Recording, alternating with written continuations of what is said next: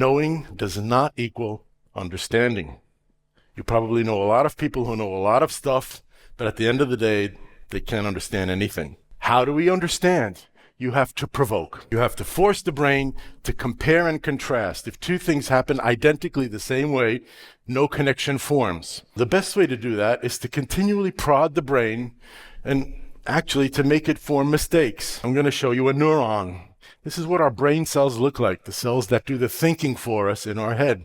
Each one has 10,000 connections, and there's a billion of them, which means that we have something like 1,000 trillion connections in our brain, and they wire together to form a giant switchboard over the course of our lives.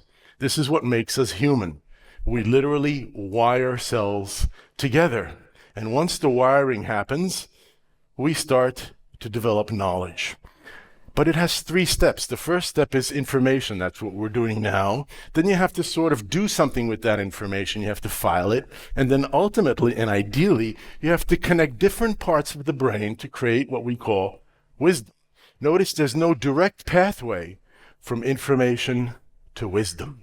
Something has to happen to your brain. Now, the way in which the brain learns information is more important than what it learns. It doesn't wire.